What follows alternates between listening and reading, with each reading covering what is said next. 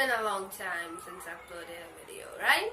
I like since 4 to 5 months I've not uploaded. And I'm very sorry for that, guys. Please forgive me.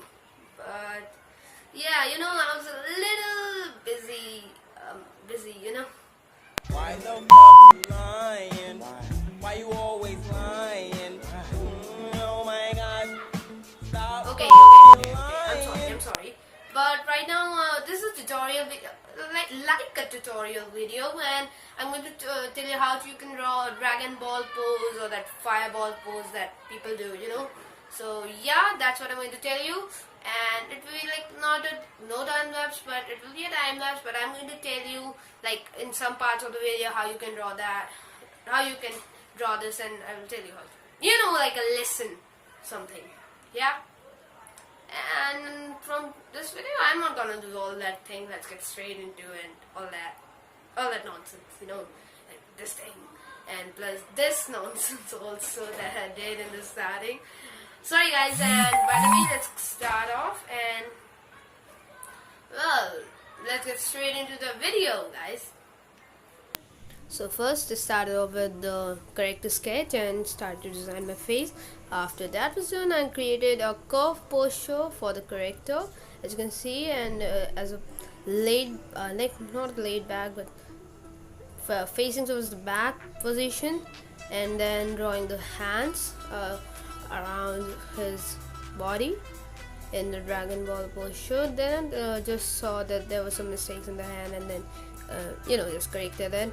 And for the rough sketch, I didn't added much, much more visible. Like it was just pretty much rough and didn't add that much details to see. And yeah, after that, I just added designed the legs, and that was pretty rough posture. You want to understand how they're even standing. So yeah, this was the rough sketch.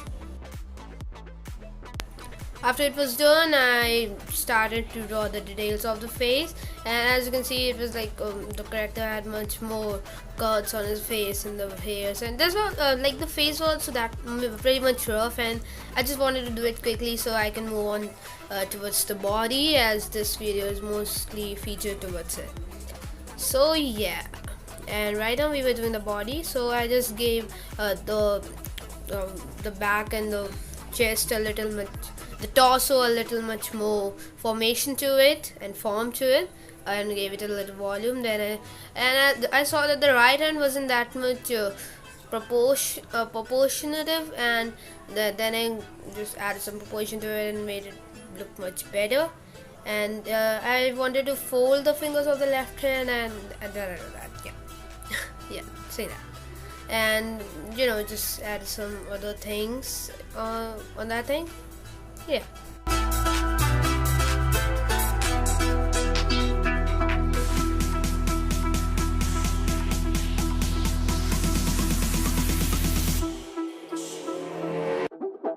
After that, I moved on towards the leg, and then erased a little bit of the leg so I can just have the the outline of the leg, and then just erased it and redone it, and gave it much more formation and volume to it, and then it's looking good. Like, yeah, pretty nice rough sketch. Yep. After that, I moved on to the markering part, and yeah, that was just a simple thing. You can just see and watch and do it, right?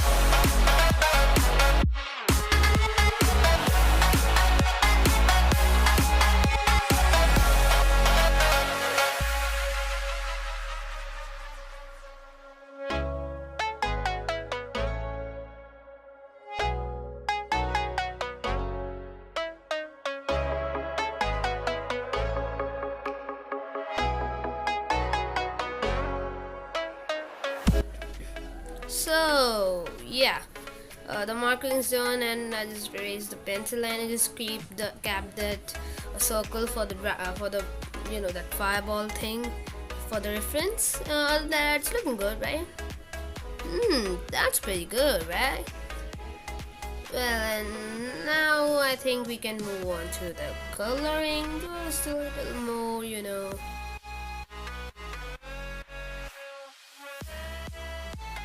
So for the coloring part, I start off with with the hand, and I use the pastel peach shade to color the hand, because like I'm running out of markers and inks, actually speaking. So I'm running out of them.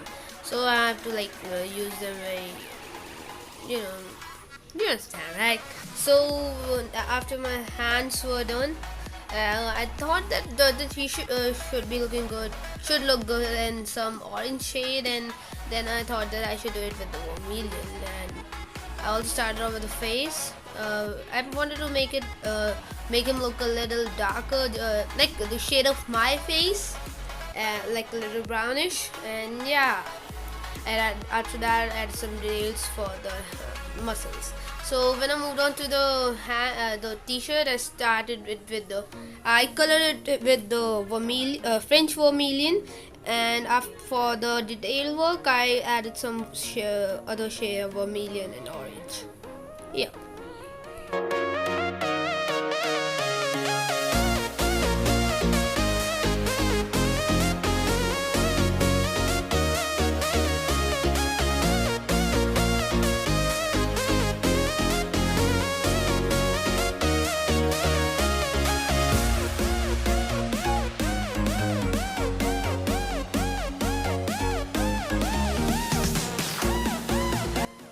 After that, for the hairs, I used the potato brown color. Potato brown color. Okay, yeah, the potato brown color, and then added some darker shades of it, and to make it a shade of coffee, and yeah, it was doing good. For the mouth, I used my marker to fill in color. And now it's the turn for the pant, and for the pant, I used the turquoise blue color and the peacock green, the shade of these two colors, and I thought they were looking pretty good, right? Yeah.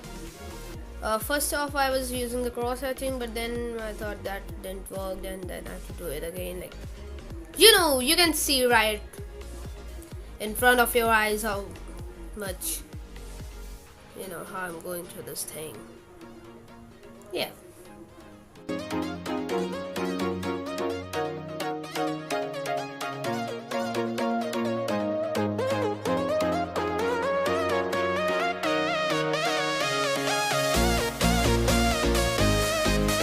So for the fireball, I used 3 colors: the Napoleon blue shade, the baby blue, and the pastel blue. So the one I was doing, the inner part was the Napoleon blue. The one I'm doing right now was the baby blue, and the one I'm doing right now is the pastel blue. And then I added my pencil to give it a little much more better effect. Yeah.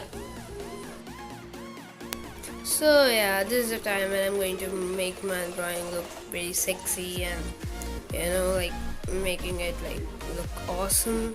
So yeah, just add some details and other stuff, and that's how it's looking right now, and that's awesome.